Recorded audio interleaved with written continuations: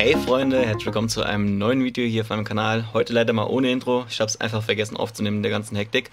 Aber ist nicht so schlimm, das holen wir jetzt hier heute nach. Und zwar sind wir immer noch, wie gesagt, in Taiwan im Südosten und in der Nähe von dem Fluss, wo wir schon mal waren, wo wir die Amano-Garnelen gefangen haben. Hier seht ihr jetzt ein paar Ausschnitte eingeblendet.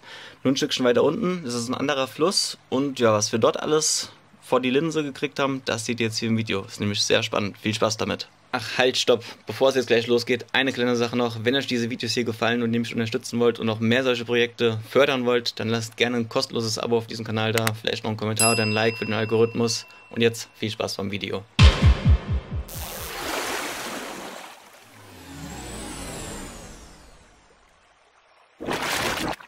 Ja, der Spot, an dem wir jetzt heute sind, der liegt am Rande der Berge und auf der anderen Seite, da seht ihr jetzt gleich so eine Mauer. Das ist ein Schutzdamm, der einfach in der Regenzeit verhindert, dass die Gebiete dort überflutet werden. Aktuell befinden wir uns ja in der Trockenzeit, wie ihr schon in anderen Videos erfahren habt. Deswegen ist da ziemlich wenig Wasser. Und ja, die Fänger sind direkt gleich mal auf Erkundungstour gegangen und haben da einiges schon rausgefangen.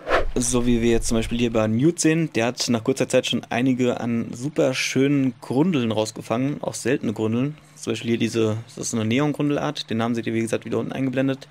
Dann hier eine etwas größere Grundelart, die ziemlich schnell und flink war. Den Namen seht ihr wie gesagt auch nochmal eingeblendet. Auch ein wunderschönes Tier, also echt von den Farben her super geil. Finde ich jetzt. Schreibt es mal in die Kommentare, wie ihr so findet. Die Beutel, die wir da übrigens haben, da gehen wir später nochmal drauf ein. Da haben wir dann nochmal eine Schmerlengrundel. Den Namen seht ihr, wie gesagt, auch nochmal unten eingeblendet. Auch sehr, sehr selten. Habe ich bis jetzt auch noch nie gesehen. Richtig, richtig schön. Und dann hat er hier nochmal eine Neongrundel. Auch schönes Tier. Die sehen natürlich jetzt unter Wasser in Farben noch viel, viel schöner aus. Seht ihr am Ende nochmal, wenn wir die im Fotobecken drin haben.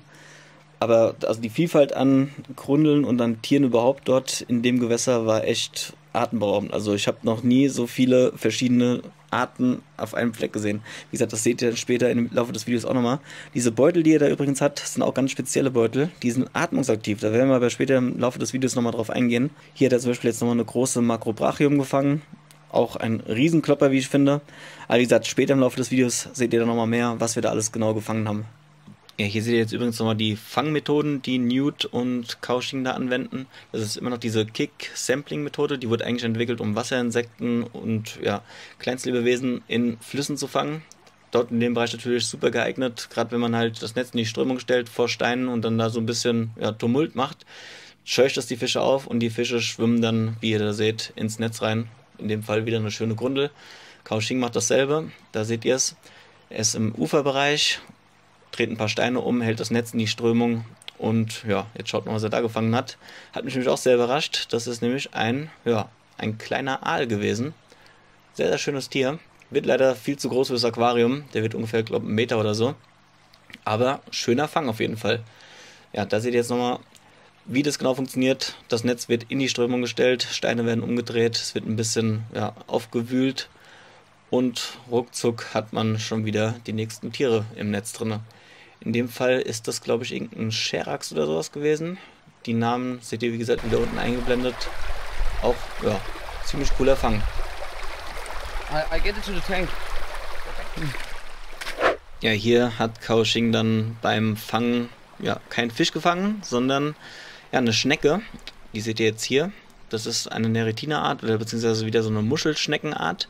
Und ja, er zeigt uns jetzt gerade, wie produktiv die in diesem Bach da sind. Da sind nämlich die kompletten Steine alle voll mit Eiern. Also es zieht sich wirklich über den ganzen Bach. Das seht ihr später nochmal in den Unterwasseraufnahmen, die jetzt gleich nochmal folgen. Also die sind sehr, sehr produktiv auf jeden Fall da drin, wie man sieht.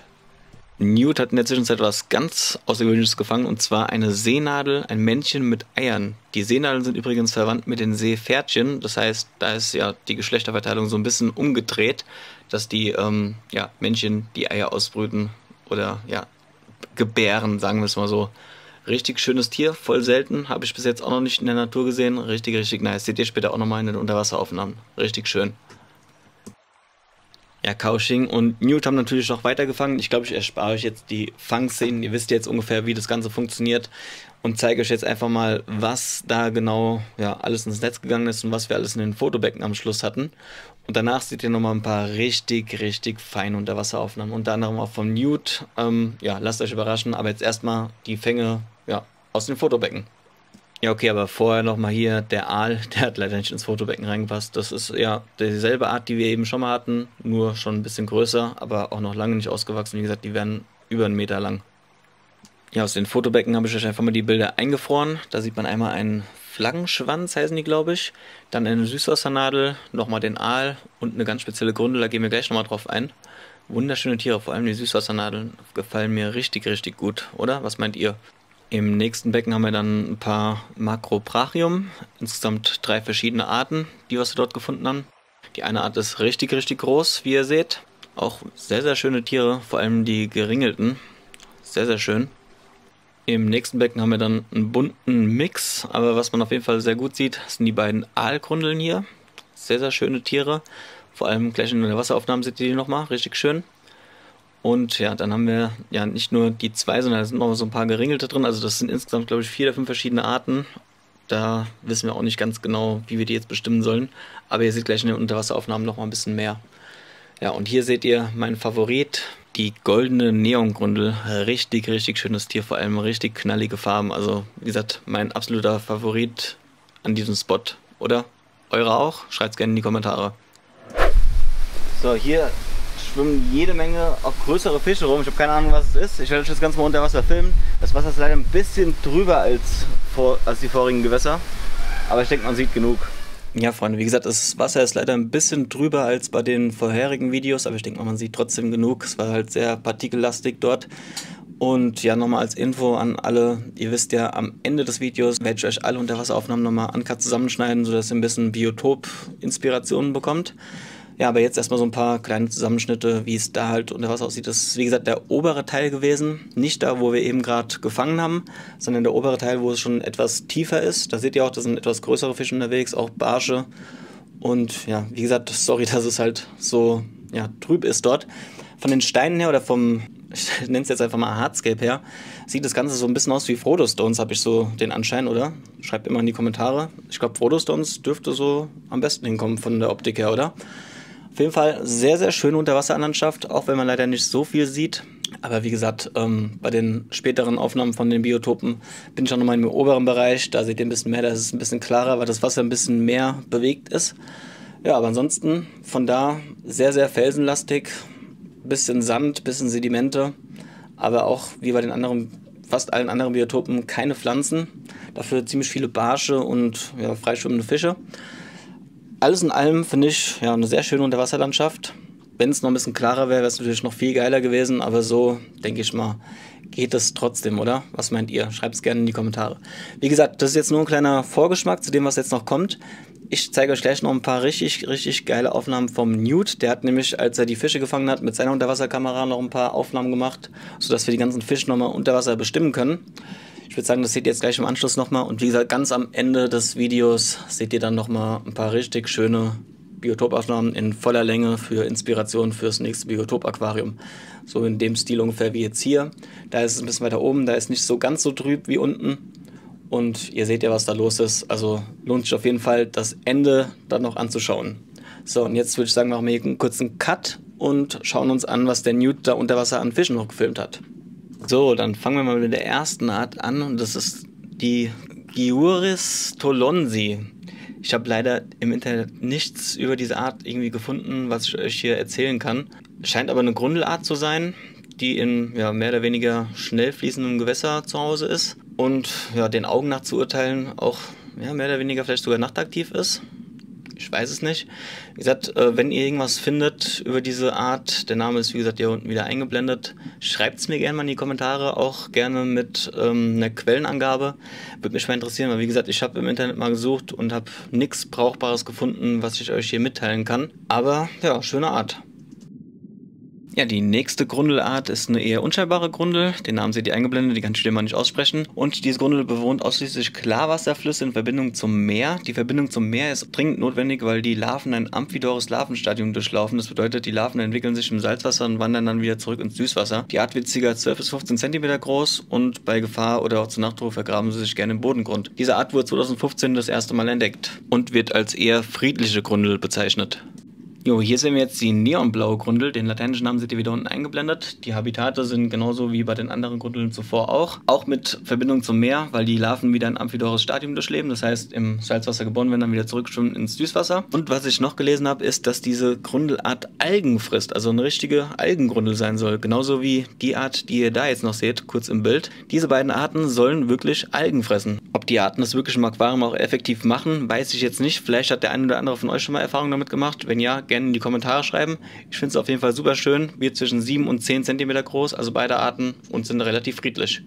Ja, über die nächste Grundelart habe ich leider wieder nur sehr, sehr wenig im Internet gefunden. Nur, dass es sich um eine Schläfergrundel handelt. Schläfergrundeln kennt man ja eigentlich eher aus dem Salzwasser.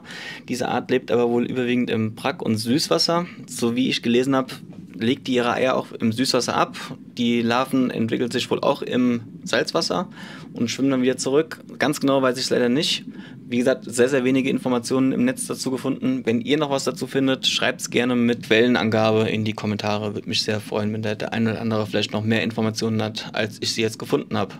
Ja, die nächste Grundel, wieder genau dasselbe Problem. Da habe ich wieder nicht wirklich was gefunden im Internet. Nur, dass es eine Art Schmerlengrundel ist und die wohl auch Braunalgen und generell Algen fressen soll und ja mehr oder weniger im Süßwasser, Brackwasser und auch im Meerwasser lebt. Die Art wird bis zu 25 cm groß und ja, mehr habe ich leider auch nicht gefunden. Falls, wie gesagt, jemand von euch was weiß, gerne mit Quellenangabe in die Kommentare damit. Ja, bei der nächsten Grundel wieder leider dasselbe Spiel. Es handelt sich um eine Lippenzahngrundel. Leider habe ich auch nicht sehr viel Literatur über diese Tiere gefunden. Was ich aber gefunden habe, ist, dass sie wohl auch Algen fressen, also Kieselalgen und Grünalgen, braune Algen und wohl auch Cyanobakterien. Also wenn das wirklich stimmt, wäre es natürlich top, ja. Aber wie gesagt, kann ich nicht bestätigen, steht nur so im Netz. Falls der eine oder andere, wie gesagt, von euch irgendwelche Infos dazu hat, gerne mit Quellenangabe in die Kommentare, würde mich sehr freuen. Ja, und ansonsten, diese Art sieht auch ziemlich unscheinbar eigentlich aus. Die Larven werden sich wohl auch wie bei den anderen Grundelarten im Salzwasser entwickeln und werden dann wieder zurück ins Süßwasser schwimmen. Aber wie gesagt, schöne Grundelart. Ja, hier im nächsten Video sehen wir jetzt mehrere verschiedene Grundelarten. Die Namen seht ihr jetzt jeweils immer unten eingeblendet. Und ja, was auf jeden Fall alle Grundeln gemeinsam haben, ist klar, dass die im selben Habitat leben, Strömung lieben. Und was besonders ist, vor allem jetzt an der Grundel, was wir da jetzt sehen, das ist eine Chamäleon-Grundel, nennt die sich. Die soll angeblich ihre Farbe wie ein Chamäleon ändern können. Klingt auch sehr, sehr interessant, habe ich bis jetzt auch noch nie wirklich gehört. Wenn der eine oder andere von euch schon Erfahrung damit hat, gern auch in die Kommentare, würde mich sehr interessieren, ob ihr damit genau diese Erfahrung gemacht habt und vor allem, ob ihr damit Erfahrung gemacht habt, ob diese Grundeln alle wirklich Algen fressen. Wie jetzt zum Beispiel diese neonblaue Grundel da, die ist ja ab und zu mal im Fachhandel erhältlich. Und hier auf dem Video sieht es ja auch so aus, als würden die ganzen Grundeln schön die Patina von den Steinen hier abnagen. Also könnte wirklich schon was dran sein, dass sie Algen fressen. Ob sie jetzt im Aquarium natürlich Fadenalgen und sowas fressen, ist die andere Frage. Weiß ich jetzt nicht. Könnt ihr auch gerne mal in die Kommentare schreiben, falls ihr damit schon Erfahrung habt. Aber wenn das wirklich so sein sollte, ist das wahrscheinlich meine erste Wahl für die nächsten, Anti-Algenfische im Aquarium, weil wenn ich mir Siamensis oder Netzpinselalgenfresser und so weiter und so fort anschaue, die sind optisch nicht so ansprechend wie diese Grundeln da, oder? Was meint ihr? Schreibt es gerne auch mal in die Kommentare. Es sind auf jeden Fall wunderschöne Tiere, sehr gesellige Tiere und macht Spaß, denen zuzugucken, oder? Was meint ihr? Hier haben wir dann die nächste Grundel, beziehungsweise erstmal ein Suchbild. Wer findet sie? Stoppt mal kurz das Video und schaut mal genau nach. Ja, zu der Grundel habe ich leider auch wieder keinerlei Informationen im Netz gefunden, was sehr, sehr schade ist. Wie gesagt, sehr, sehr viele dieser Grundelarten, die hier leben, sind wahrscheinlich sehr, sehr selten beschrieben, beziehungsweise in der Aquaristik auch kaum bekannt. Ist zum einen ein Vorteil, zum anderen für mich jetzt halt ein Nachteil, weil ich euch leider keine Informationen dafür bieten kann. Aber was nicht ist, kann ja noch werden. Wie gesagt, wenn ihr dazu irgendwelche Erfahrungsberichte habt, schreibt es auch gerne mit Quellenangabe in die Kommentare, würde mich freuen. Hier dann leider auch wieder genau dasselbe Problem, keinerlei Informationen im Netz über diese Grundelart. Ist auch eine eher unscheinbare Grundel, kenne ich bis jetzt noch nicht, kennt ihr wahrscheinlich auch nicht, oder wenn sie jemand kennt, schreibt gerne was in die Kommentare. Sorry. Jo, hier haben wir dann das nächste Suchbild. Wer erkennt, wo was ist, beziehungsweise was es ist. Also ich musste auch erst 5-mal hinschauen eben beim Videoschneiden, bevor ich gesehen habe, was das überhaupt ist. Ja, für diejenigen, die es gesehen haben, es handelt sich um eine Krabbe. Den Namen seht ihr unten eingeblendet. Scheint eine Süß- oder Brackwasserkrabbe zu sein. Ja, ziemlich gut getarnt auf jeden Fall.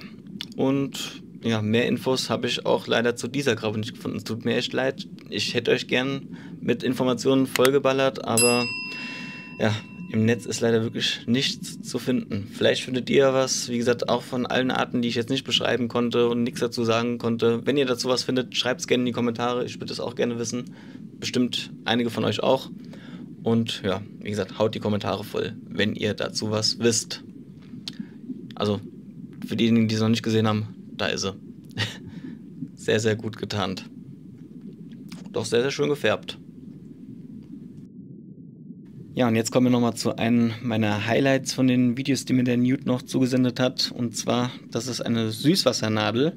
Da handelt es sich gerade um ein Männchen. Das sieht man an den roten Kiemendeckeln. Schön in Balzstimmung. Und ich bin echt fasziniert von diesen Tieren. Ich habe die im Aquarium bis jetzt nur einmal gesehen. Ich glaube beim Thomas in Remscheid. Und ansonsten, ich glaube einmal beim Andreas noch in der Zierfischfarm Jung.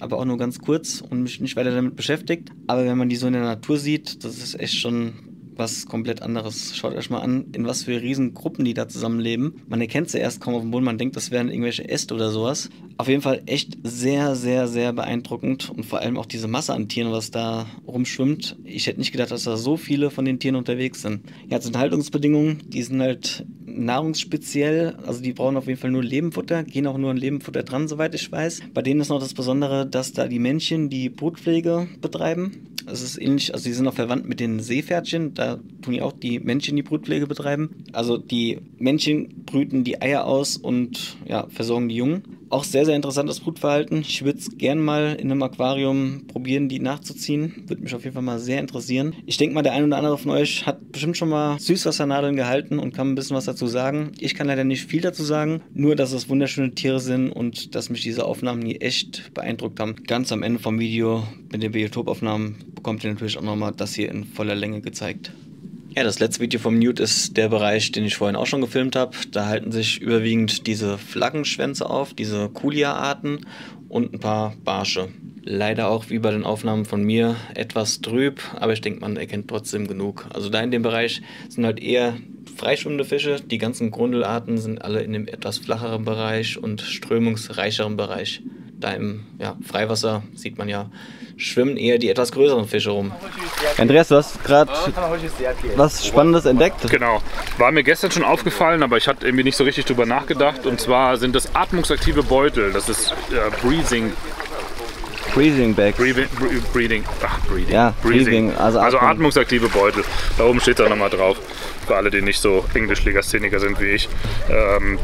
Der Effekt ist einfach der Beutel ist irgendwie atmungsaktiv, also es ist ein offenes Plastik, da geht der Sauerstoff rein und das CO2 geht raus und somit kann man das länger für den Transport nutzen, ohne dass man Sauerstoff dazu packen muss, weil wir haben jetzt zum Beispiel auch keine Sauerstoffflasche dabei, wir müssen die halt so verpacken und ich habe jetzt die Fänger gefragt, sie verwenden diese Beutel für das Packen hier, also für das Fangen von Wildfängen und so. Ja, macht ja eigentlich auch Sinn, ne? Genau. Wir haben jetzt vieles an Fischen zurückgelassen, das habt ihr ja gesehen und Sascha und ich wollen aber ein paar Sachen mitnehmen, die wir dann nachgeschickt bekommen, das werdet ihr dann ja auch sehen, wenn wir die auspacken. Und wir wollen beide ein Taiwanbecken machen. Also Sascha macht ein Taiwanbecken, ich mache ein Taiwanbecken und wir wollen praktisch das, was wir hier erlebt haben, nach Hause nochmal mitnehmen und regelmäßig dokumentieren für euch, wie sich das entwickelt. Genau. Ja. Und deshalb brauchen wir ein paar Muster, sozusagen, ein paar Besatztiere. Ja. Eine ausführliche Dokumentation über das, was wir mitgenommen haben, beziehungsweise was wir vorhaben und wie die ganzen Tiere transportiert werden und so weiter und so fort. Gibt es natürlich auch noch mal in einem separaten Video. Das kommt dann ganz zum Schluss von dieser Taiwan-Reihe hier. Das Team und ich werden jetzt die Wasserwerte messen. Los geht's mit den Sticks von Arca. Wir messen als erstes den pH-Wert. Das macht der Henk. Ich gehe her und messe den Leitwert und die Temperatur in der Zeit. Der Henk ist der Schriftführer heute noch zusätzlich. Der wird voll eingespannt. Wir messen das Wasser direkt im Wasser. Also wir tun uns nichts abfüllen oder so. Wir messen es direkt im Bach. Okay. 8,41. Okay, dann schreiben wir das mal auf. Wir haben 8,41 und wir haben einen Leitwert von ca. 210 bei einer Temperatur von 20,5 Grad. Schreibt drauf, Henk. Sorry nochmal für den schlechten Ton gerade, das hat am Wind gelegen. Ich blende euch jetzt nochmal hier die kompletten Wasserwerte ein, die Andreas und Henk gemessen haben, sodass ihr die nochmal alle auf einen Blick habt. Da sind sie jetzt. So, und ihr bekommt jetzt wie versprochen nochmal die Uncut-Unterwasseraufnahmen für die nächste Biotop-Aquarium-Inspiration.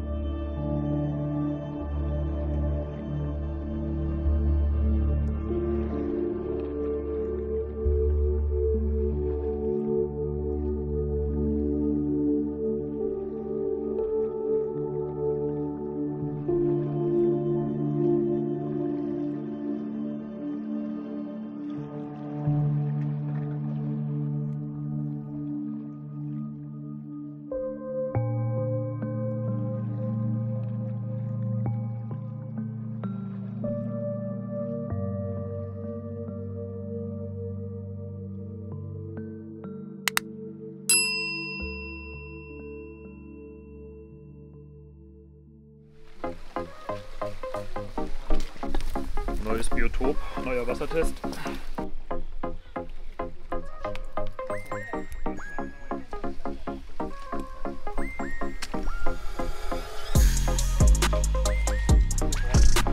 Wow.